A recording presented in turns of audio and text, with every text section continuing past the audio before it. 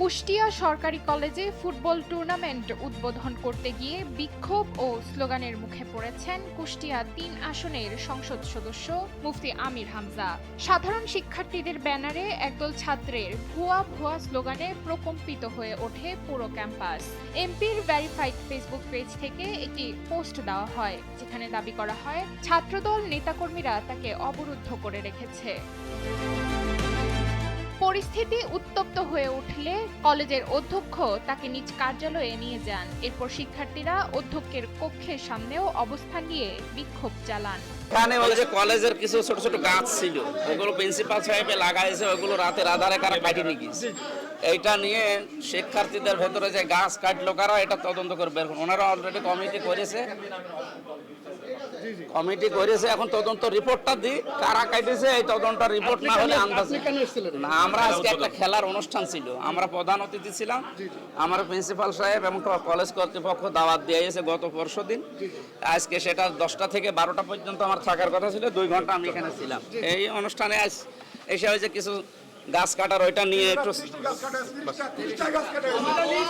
তবে শিক্ষার্থীদের দাবি রাতের আধারে কলেজের ছোট ছোট গাছ কেটে সাবার করা হয়েছে। প্রিয় ক্যাম্পাসের প্রকৃতি ধ্বংসের প্রতিবাদ জানাতেই তারা বেছে নেয় এমপির উদ্বোধনী অনুষ্ঠানকে। নবনির্মিত বিজ্ঞান ভবনের সামনে প্রায় 24 থেকে 25টার উপরে গাছ লাগা ছিল, রাস্তার 2 ধারে সারিবদ্ধভাবে নির্দিষ্ট গ্যাপ আকারে। এখানে বলজ, ফনজ এবং অনেক বিশেষ গাছ লাগানো ছিল। রূপালী ব্যাংক থেকে এসে এখানে একটা গাছ রোপণ করে গেছে, তার কর্মসূচি ছিল। এবং সবথেকে দুঃখজনক বিষয়, আমাদের প্রয়াত একজন শিক্ষক, তার স্ত্রী, তার স্মরণে একটা গাছ লাগা ছিল এখানে, ওইটাকেও উচ্ছেদ করা হয়েছে। মানে দাবি রেখেছিলাম যে আপনারা এগুলো তদন্ত করেন এবং গাছগুলোকে পুনর্রোপণ করা যেত না, কিংবা যে গাছগুলো লাগানো হয়েছে তার 3 গুণ গাছকে আমরা কলেজ ক্যাম্পাসে লাগাই দিই না। মানে শান্তিপূর্ণ মানববন্ধনের উদ্দেশ্য এগুলোই ছিল সাধারণ শিক্ষার্থীদের। আমরা পরে ইনভলভ হয়েছি। তো এক পর্যায়ে 3 দিন ধরে আমাদের মানববন্ধন চলে, সাধারণ শিক্ষার্থীরা মানববন্ধন করে। এই 3 দিন মানববন্ধন করার পরে প্রশাসন মানে আমাদের সাথে যে এসে মানে সাধারণ ছেলেপেলের সাথে এসে যে কথা বলবে, কথা পর্যন্ত বলেনি। এখন আমাদের মাননীয় সংসদ সদস্য এখানে প্রধান অতিথি হিসেবে যেহেতু আসছে আমির হামজা সাহেব, ওনার খোঁজ খবর নিয়ে আসা উচিত যে কেন মানববন্ধন করছে, এই কলেজে কি চলছে। তিনি না খোঁজ খবর না নিয়ে তিনি সরাসরি এখানে চলে আসতে পারেন। এদিকে পুলিশ ও কলেজ কর্তৃপক্ষ বলছে ভিন্ন কথা। কুষ্টিয়া মডেল থানার ওসির দাবি অবরুদ্ধ করার কোনো ঘটনা ঘটেনি, বরং এমপি মহোদয় স্বাভাবিকভাবেই ক্যাম্পাস ত্যাগ করেছেন। অন্যদিকে কলেজের অধ্যক্ষ এই ঘটনাকে অরাজকতা এবং কলেজকে ছোট করার চেষ্টা বলে অভিহিত করেছেন।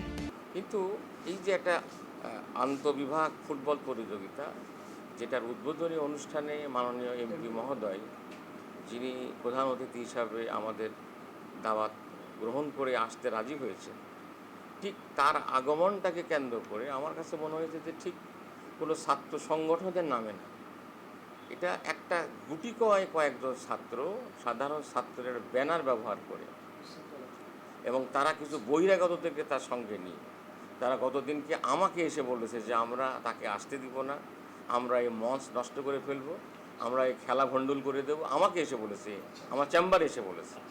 এবং আমি এই কথাগুলি কিন্তু সদর থানার মাননীয় অফিসার ইনচার্জকে আমি অবহিত করেছি। ফেসবুক পোস্টের দাবি আর মাঠের বাস্তবতার এই বৈপরীত্য এখন কুষ্টিয়ার টক অফ দ্য টাউন। গাছ কাটার প্রতিবাদ নাকি রাজনৈতিক উদ্দেশ্য, সেই প্রশ্ন এখন সাধারণ শিক্ষার্থীদের মুখে মুখে। কুষ্টিয়া থেকে হারুন ও রশিদের পাঠানো তথ্যচিত্রে ডেস্ক রিপোর্ট, নুসরাত তালবিয়া।